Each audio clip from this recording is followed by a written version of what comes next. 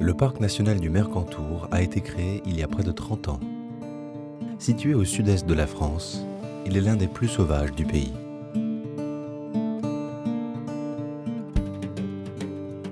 Quand l'homme comprit qu'il ne pourrait vivre sans la nature, il passa un contrat avec les animaux. Il protégerait les marmottes, les chamois ou les bouquetins au sein de ces paradis qu'on appellerait parcs nationaux. En échange, les animaux laisseraient les humains libres de venir les admirer. Les marmottes sont les mascottes du parc. Plus d'1 millier d'entre elles vivent au Mercantour.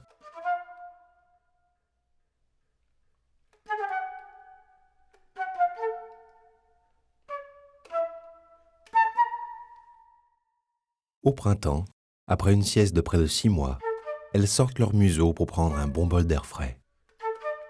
Dès le réveil, elles doivent se méfier des prédateurs qui rôdent.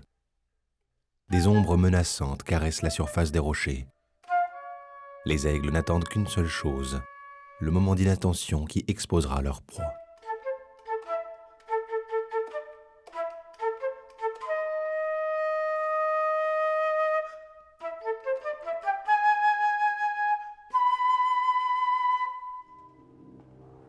Un peu plus loin, les chamois sortent eux aussi de l'hiver. Ils ont traversé une période difficile où la nourriture faisait cruellement défaut et où la température était difficilement supportable. Les chamois se regroupent en troupeaux pour trouver de la nourriture. Ils se distinguent par leurs petites cornes d'un noir ébène qui, contrairement au bois des cervidés, sont conservés en permanence jusqu'à la fin de leur vie. Les chamois n'apprécient guère les terrains plats ou dépourvus de zones rocheuses. Ils s'installent dans des secteurs accidentés. Leur rapidité et leur agilité sur la roche leur permettent de fuir en cas d'agression. Ce chevreau tente de suivre sa mère le long de ses cols escarpés et apprend peu à peu à dompter la montagne. La harde est bien organisée. L'ordre est maintenu même en cas d'attaque. Le groupe peut changer de direction avec la précision impeccable d'un escadron. Pour l'instant, cependant, aucun intrus à l'horizon. Les chamois peuvent continuer l'ascension du mont en quête de nouveaux pâturages.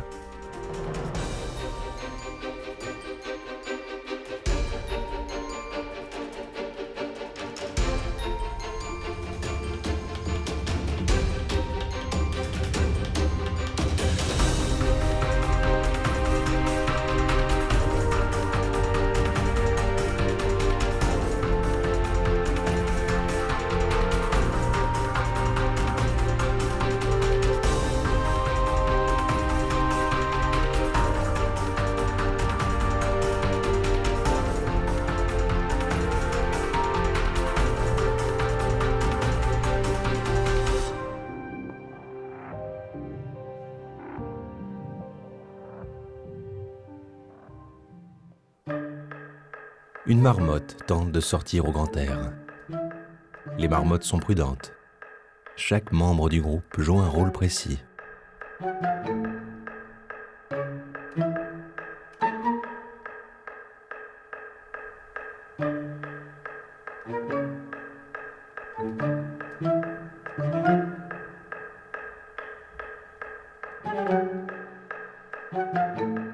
Il y a les guetteurs et les coureurs.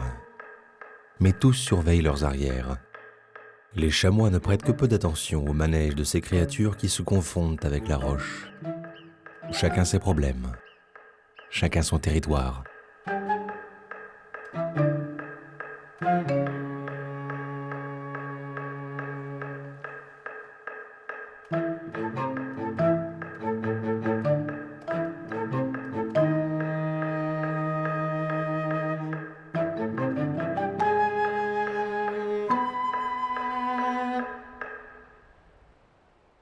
Le temps passe. Cette marmotte semble enfin décidée à sortir.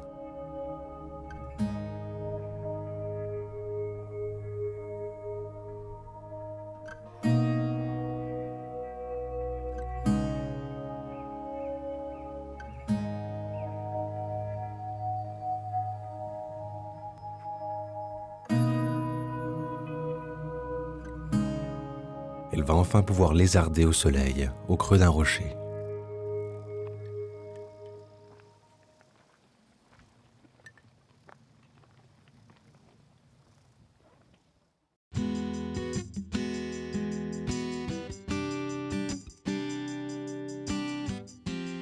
À quelques kilomètres de là se trouve un village un peu particulier. Ce refuge abrite plus de 300 tortues, toutes espèces confondues. Il accueille plus d'1 millier de visiteurs par an. Venus du monde entier, ces tortues sont ici soignées, nourries et protégées.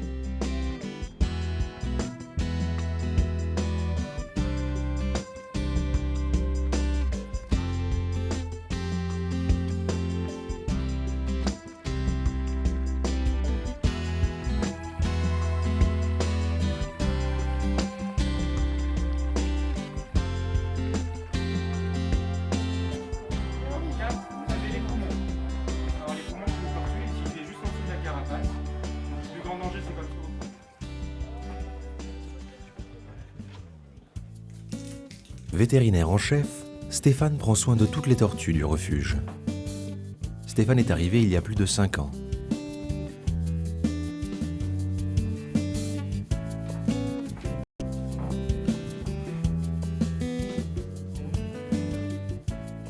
Aujourd'hui, il accueille une nouvelle venue, une jeune bénévole, Audrey. Elle l'assistera dans l'ensemble de ses missions. Hop, vas-y, rentre. Alors il faut toujours passer par le pédilu quand tu viens ici, de manière à ne pas passer des maladies, pas apporter des maladies sur le parc. Alors comme je t'ai expliqué, tu vas être affecté ici au centre de soins faune sauvage pour la tortue d'Hermann. Donc là il n'y a pas de public. Et là on a la clinique.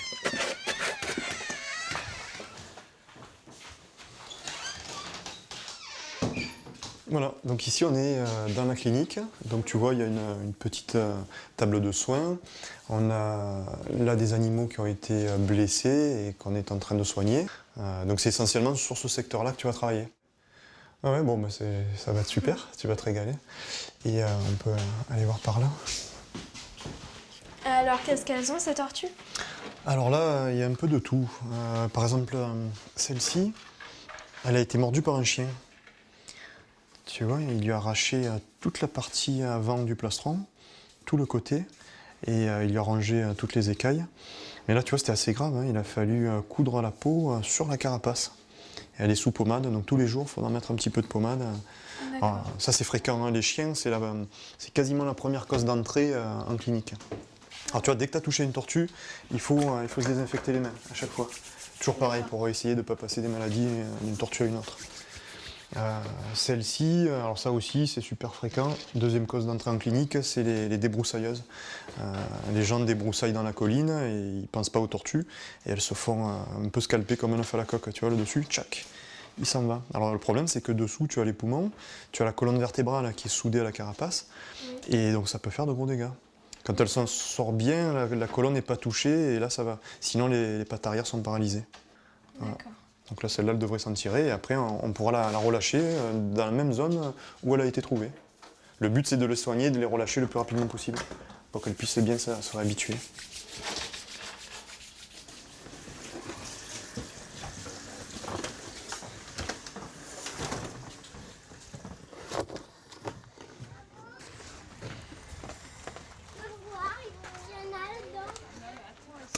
Tu veux la voir? Viens voir, regarde. Non mais tu mets pas les doigts, hein. Tu vois? Tu as vu? Alors tu vois cette tortue? Quelquefois tu vas dans une animalerie et tu vas la trouver petite comme ça dans un aquarium à la vente. Donc il faut surtout pas acheter des animaux exotiques en animalerie parce que tu vois après tu peux te retrouver avec ça à la maison. Et c'est très dangereux. Et puis elle va grossir encore. Elle peut dépasser 30 kg. Donc sa place, il vaut mieux la laisser dans la nature qu'en captivité. Hein, tu es d'accord? C'est mieux. Hein. Alors elle a été blessée, on l'a soignée, on va la remettre dans son bassin. Allez, bonne visite. Merci. Donc tu vois, tu as compris d'où elle vient. Ouais, les gens les achètent en animalerie, tu vois, et puis ils se retrouvent avec ça à la maison. Alors c'est vrai que petit c'est mignon, hein, mais après ça grossit considérablement et ça devient très dangereux, ça prend de la place, il faut de l'entretien. Ouais. Tu vois, toutes les tortues que tu vois ici sur le village des tortues, c'est 90%, ce sont des abandons de particuliers. Stéphane et Audrey continuent leur mission. La journée est loin d'être finie.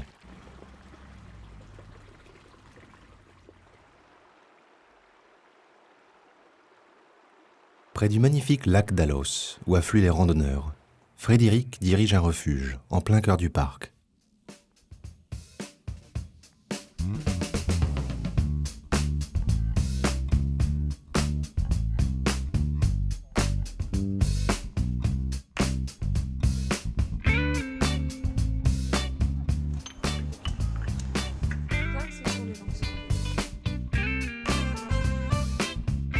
Entouré d'une chaîne de montagnes magnifiques et de bergers qui font paître une centaine de bêtes, Frédéric semble le plus heureux des hommes.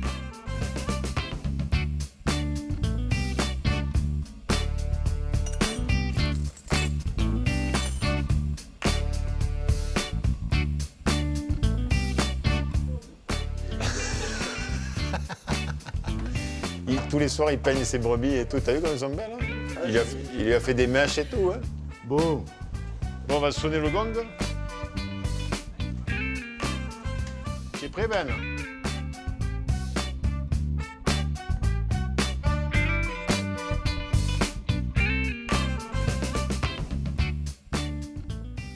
Dans un lieu si isolé, les contraintes sont nombreuses. L'électricité est rare. Frédéric descend chaque matin pour contrôler le bon fonctionnement de son transformateur. Ici, pas de télévision, encore moins de 4G. Il faut rationner l'énergie si on veut survivre.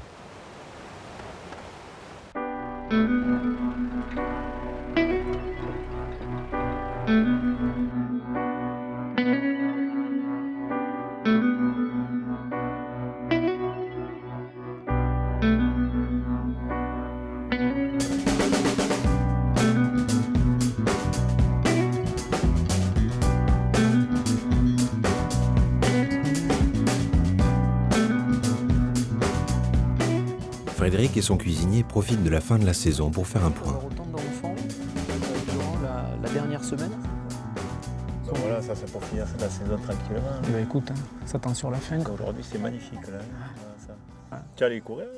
Ouais, j'y suis allé, comme je t'avais dit, là, sur le 6 mai. Jusqu'au 6 mai, tu es allé? Jusqu'au 6 mai, ouais. Ah, okay, jusqu'au 6 mai. Et puis il y avait pas mal de bêtes en fait. Chamois? Non, bouquetin, juste avant le dernier ressaut du 6 mai, là, à 3000. Ouais. Et ils étaient assez confiants, moi je suis passé en courant, je leur ai pas fait peur. Okay. Et après les chamois, pas les chamois, parce que tu sais les chamois ils restent de ce côté là-bas le matin, ils descendent un peu. Voilà.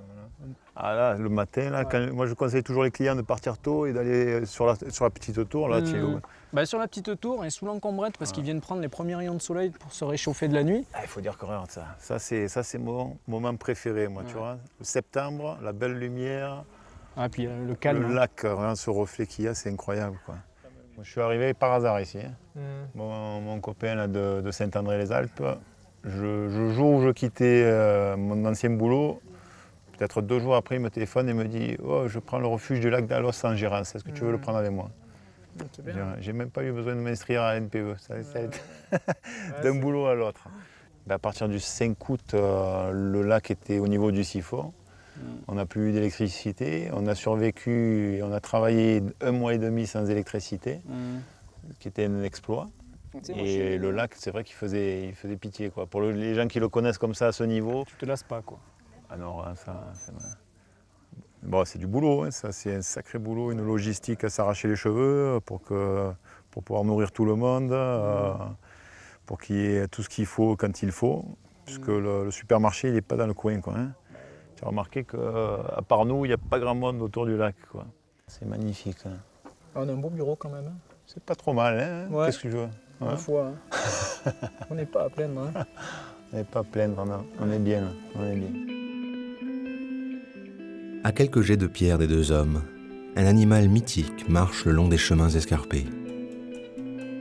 Le bouquetin est un cousin du chamois. On le reconnaît à ses cornes et à son museau allongé. Contrairement à son cousin, il n'a pas de bande noire sur la tête. Il est aussi plus trapu. Solitaire, le bouquetin se réfugie au sommet des montagnes pour trouver de la nourriture et s'occuper de ses petits.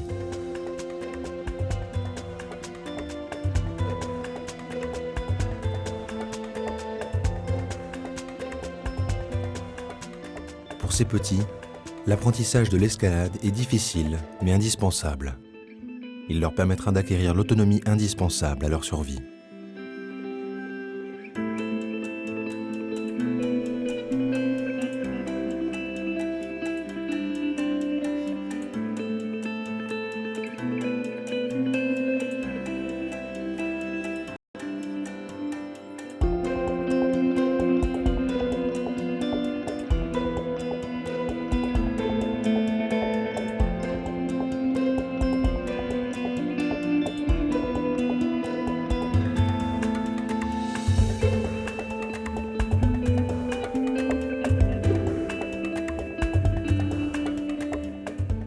bouquetin se tient sur des pattes courtes mais solides. Chez le mâle, 3 mois après sa naissance, une paire de cornes se développe. Elles croissent tout au long de sa vie. À l'âge adulte, les cornes du mâle atteignent 70 à 100 cm et peuvent peser jusqu'à 6 kg la paire. Contrairement aux idées reçues, les petites bosses sur les cornes des bouquetins ne permettent pas de calculer leur âge. Ce sont en fait les stries situées le long des cornes qu'il faut compter pour déterminer l'âge d'un mâle adulte.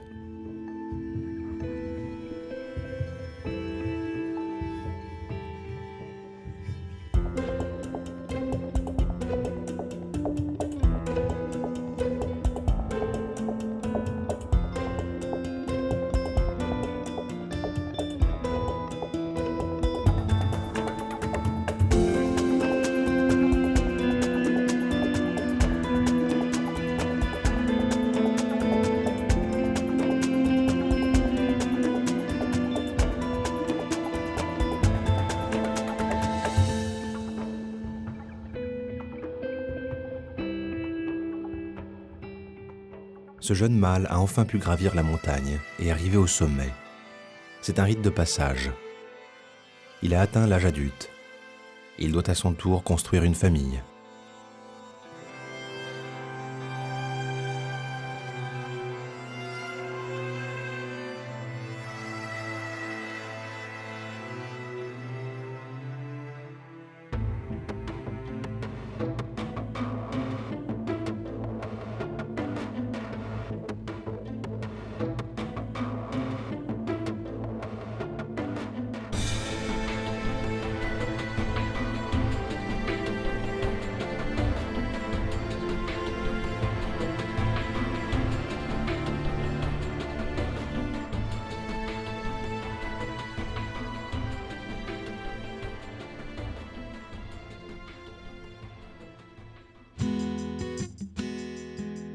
Au village des tortues, Audrey, la jeune bénévole, continue sa journée avec à ses côtés Stéphane, le vétérinaire.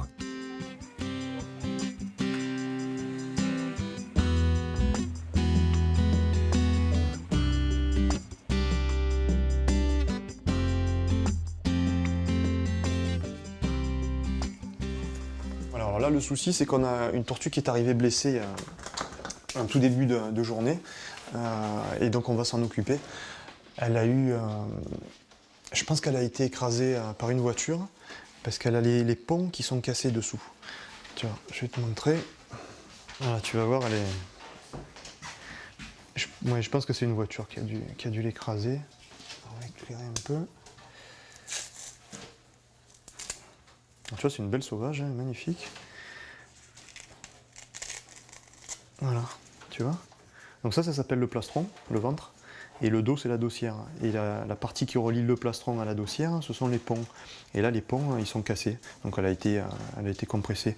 Alors c'est impressionnant, mais c'est franchement pas bien grave, parce qu'il n'y a aucun organe vital qui a été touché.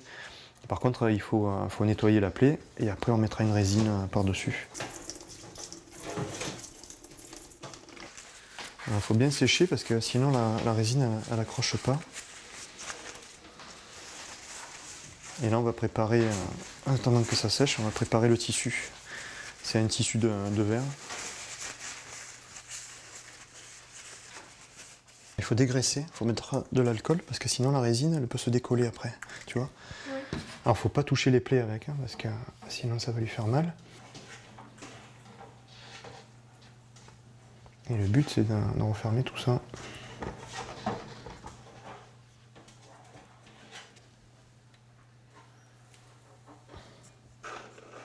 Hop. Alors, prendre un bib, on imbibe le tissu. Il faut chasser les bulles d'air. Quand il est bien imbibé, tu vois, il devient transparent.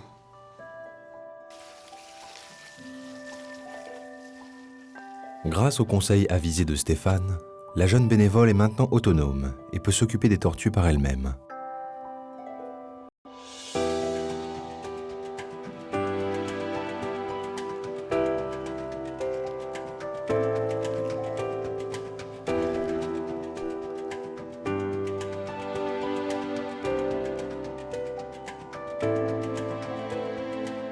Ah, tu fais attention parce que la porte elle est toujours un peu lourde.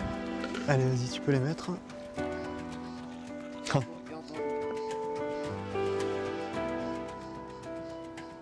Ah, t'as vu, c'est mignon, hein. Tout ça, c'est tout ce qui est né depuis le début du mois. Là.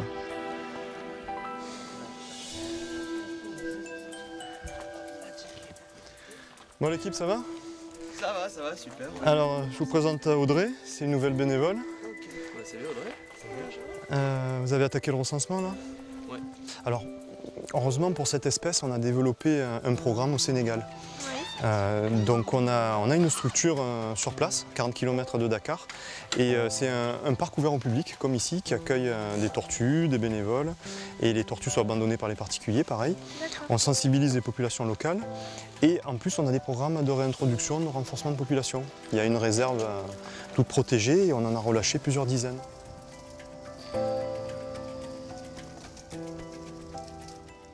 Grâce au travail de Stéphane et de l'équipe de l'association, cette tortue géante va pouvoir retrouver son habitat naturel au Sénégal.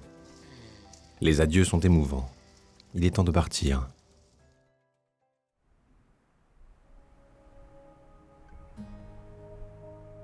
Un chamois s'immobilise le long des cols affûtés du parc du Mercantour. Il observe les environs et détermine le chemin à emprunter pour redescendre.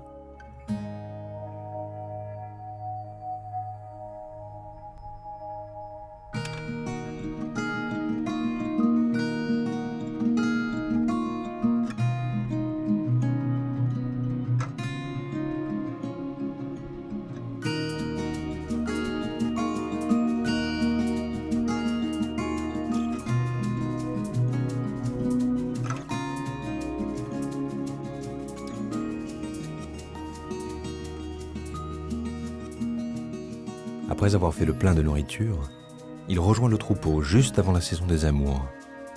Il doit à présent trouver une femelle à son goût.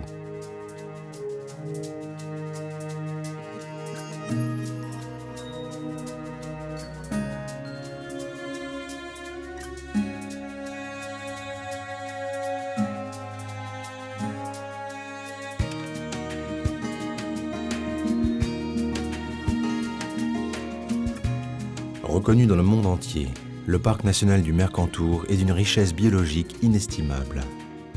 Des oliviers aux alpages, des forêts de mélèzes aux cimes enneigées, la multitude de ses facettes est inégalable. Le parc aux 1000 visages renouvelle constamment sa garde-robe, laissant le visiteur dans un émerveillement constant.